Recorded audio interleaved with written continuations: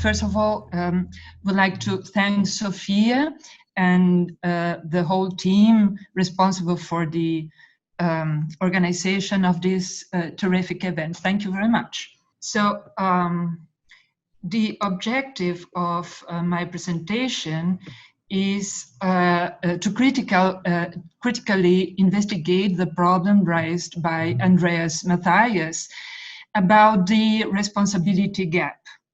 And this problem can be formulated in this way. Since artificial autonomous systems, such as machine learning algorithms used in the analysis of big data, the same that Maria Eunice mentioned in the talk this morning, these machine learning algorithms are capable of making decisions autonomously without human control or guidance, but they generate effects on human beings. And if it's so, there is a gap in the process of responsibility attribution regarding the effects of those decisions. Well, the outline is going to... we faced nowadays two contradictory moral intuitions. In one side, only humans seems to be moral agents. The artifacts they produce are not. But nowadays, if the person is technologically well informed and something goes wrong with artificial autonomous systems, he or she may also blame profoundly, deeply, the system. For example, why didn't this dumb algorithm select my CV? Is a very current situation now. So the question that will guide my presentation is, artificial autonomous systems can cause harmful effects to humans,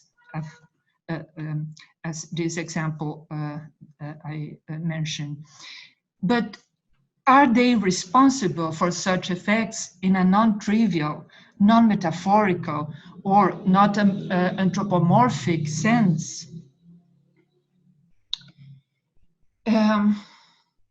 This is a very important question.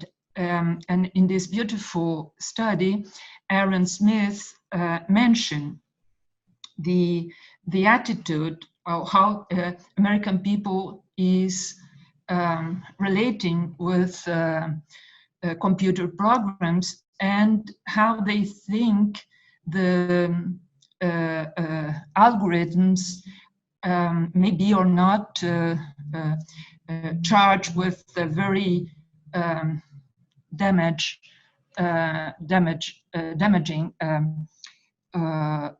bias. So people like me that are more than 60 in general think that computer programs will always reflect bias of designers. So it seems that they are not inclined to attribute responsibility to these systems because they think, well, they only reflect the biases of humans and that's it. But people that seems to be well informed about these new technologies are not so sure of that, okay? But we have to think about how the common sense of in the realm of folk psychology, the attribution of responsibility works. So what are the common requirements for attributing responsibility? I think that basically four.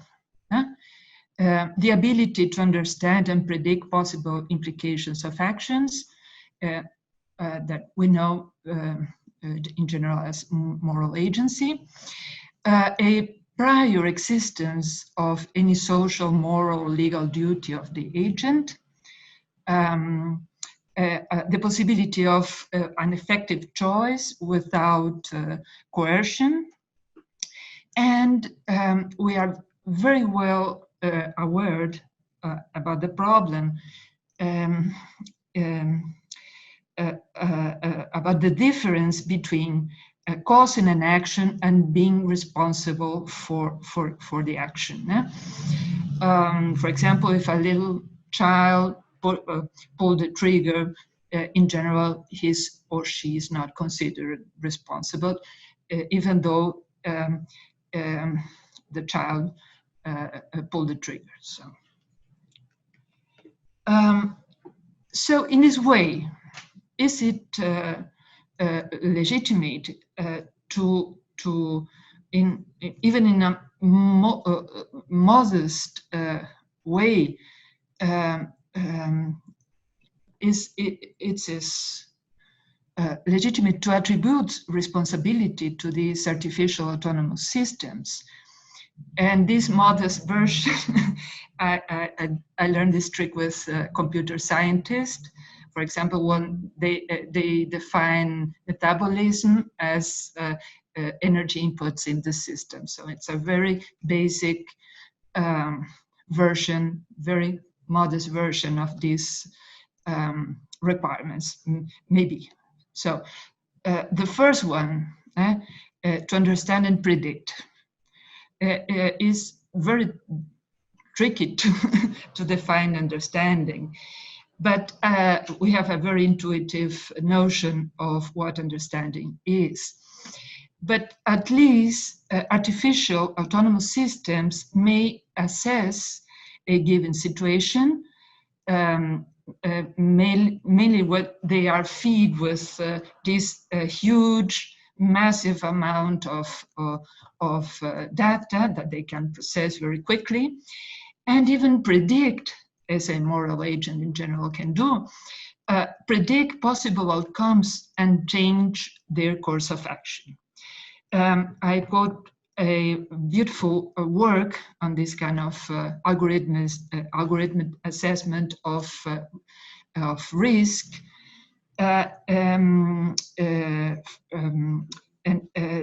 This author said that using AI techniques, in particular machine learning techniques, to systematize, streamline, and strengthen conventional approaches used for safety analysis and certification in railways. So in order to prevent, they are using these algorithms very effectively. So the second requirement, a prior existence of any social, moral, or legal duty of the agent that allows evaluation, considering duty in the basic, very basic sense that something should be done. Well,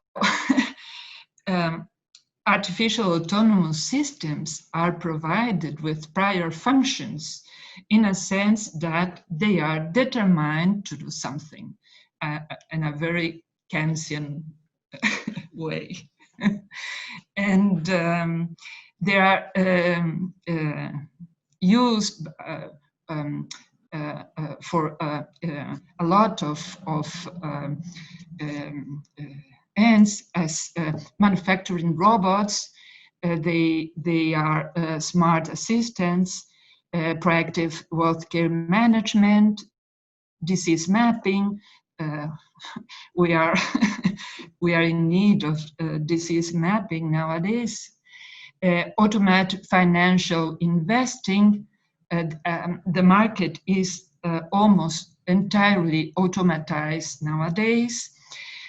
Also in medical image processing and so on, so on. They have many very sophisticated and complex functions that they perform in a very efficient and not controlled, without having a human control.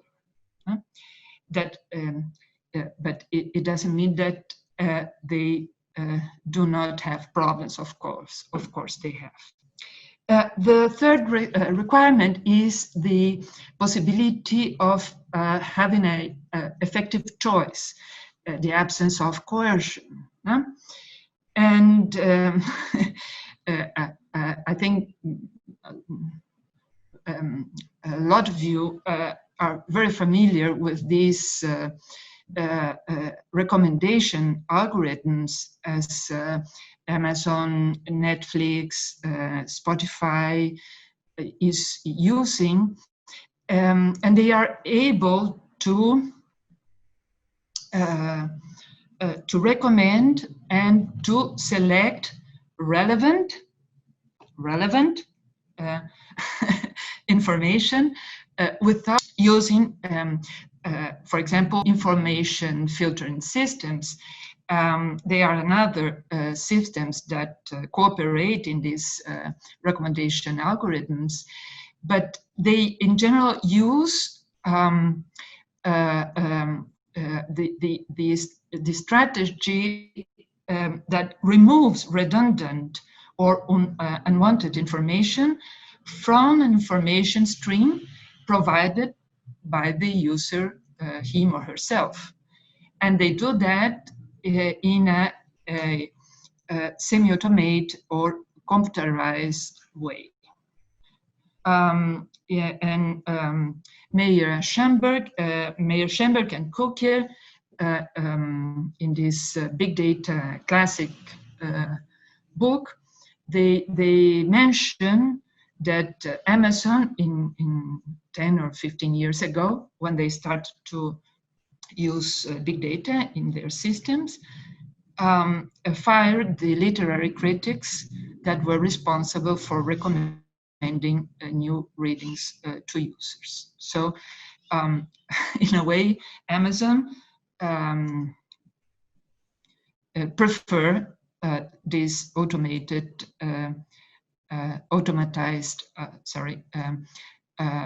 computerized methods to be more efficient. And the fourth requirement, a difference between being responsible for an action and causing an action. Well, this is our main topic. For example, artificial autonomous systems can cause harmful effects to humans, but are they an active part of the decision-making process that contributed to producing such effects? The examples of autonomous cars and some accidents they provoked started a big debate, mainly in the United States. And some of the companies, it seems to me that Uber was promoting some experiments with autonomous cars, and they stopped the project, mainly because of this kind of problem. But we can think about this in a different way, because if these systems, mainly the ones Eunice mentioned this morning, the ones that are capable of deep learning, because they can change the course of their actions. In principle, if they have any degree of autonomy, they appear to be at least co-responsible for the detrimental effects. So, remembering our problem about the gap of responsibility maybe we can think about another concept of responsibility as proposed by many authors. I choose one of them, Smiley, and he presents this definition, trying to distinguish collective and shared responsibility. Mariana, sorry, 5 minutes. Thank you. I'm finishing. Collective responsibility is associated with a single unified collective agent, as corporations are, or our research group. We are a collective unity. Eunice, Guillaume, Arthur, and all our collaborators. We are a collective agent. And this collective agency is different, this shared responsibility is different from collective responsibility because it is associated with individual agents who contribute to harm, because responsibility is about blame, to harm as members of a group, either directly through their own actions or indirectly through their membership in the group. According to the criteria of attributing responsibility, the artificial autonomous systems could be considered as co-responsible, I think, maybe, considered co-responsible for the consequence of their shared actions, at least to some extent. So this notion of derived responsibility is inspired in the Searlean distinction between original and derived intentionality. And I think that the debates around the concept of intentionality promoted within the scope of philosophy of mind and action can really contribute to the analysis of the attribution of some degree of responsibility to artificial autonomous agents, because they are good candidates, as responsibility bearers. So I skip this to go to this concept of network of shared responsibility that include these deep learning algorithms as a member of this group that can be, I think, properly considered co-responsibles for any harm, any damage. So to conclude, due to the lack of effective constraints to hold artificial autonomous systems co-responsible, fundamental democratic values on the dignity of the person and the equality of all under the law are at serious risk. Policymakers and researchers should join efforts to provide means to assist the society, anticipating and clarifying the possible negative ethical consequences of the generalized usage of artificial autonomous systems, and creating more efficient means of controlling and assigning responsibility to all members, even the artificial ones, of responsibility networks. This joint venture might allow a more optimistic perspective, helping society to evolve and to promote forms of self-correction in its collective patterns of action. And for doing this, we have to find new ethical and legal usages and applications of notions such as derived responsibility, responsibility networks, artificial agency, because they can help us to better understand the phenomena related to these artificial autonomous systems. Thank you for your attention. Thanks, Mariana. We have two questions. One's from Nicholas. He says, according to recent meta-analysis on the landscape of AI ethics, accountability, privacy, and interpretability, are the most talked about ethical principles and problems. I'm not saying that these problems are solved, but there is abundant literature about how to mitigate these problems, even technical solutions against them. However, there is a lot of blind spots in AI ethics, which are rarely addressed in AI ethics debates, like technological unemployment, the weaponization of AI, inequality of wealth distribution, and the lack of cultural, race, and gender diversity in the AI industry. For example, the entire global south is totally out of the debate about AI governance and regulation at the moment. What are your thoughts on that? Well, I think we have to start to think about these problems. I have no time to read this new, for example, the new regulation on fake news. People said it's not a good one. But for example, there are so many good regulations in Europe about protecting personal data, the right to be excluded of this virtual world, and the usage of autonomous systems as weapons in war. So we have to learn and to teach people to understand this the possibilities of usage of these technologies, mainly related to misinformation phenomena, the consequences of the usage of these artificial learning, deep learning machines, etc.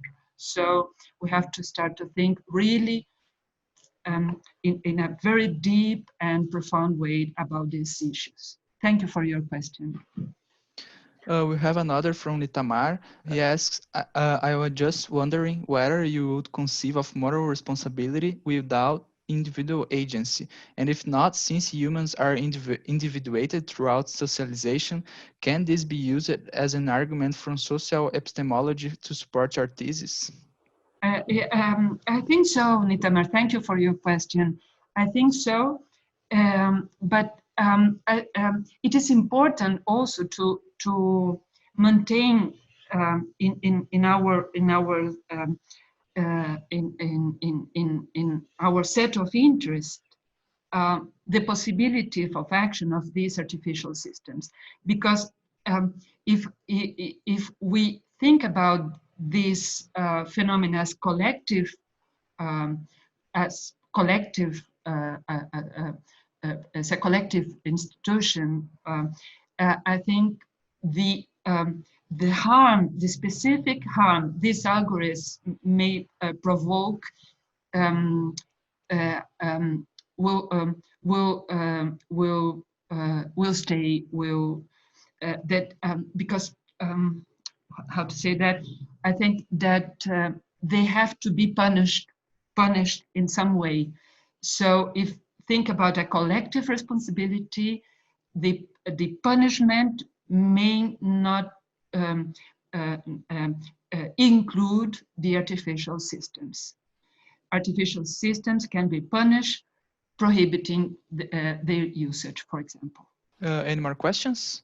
So I think that's it. Thanks, Mariana. Thank you all again, and thank you to all my collaborators, and thank you.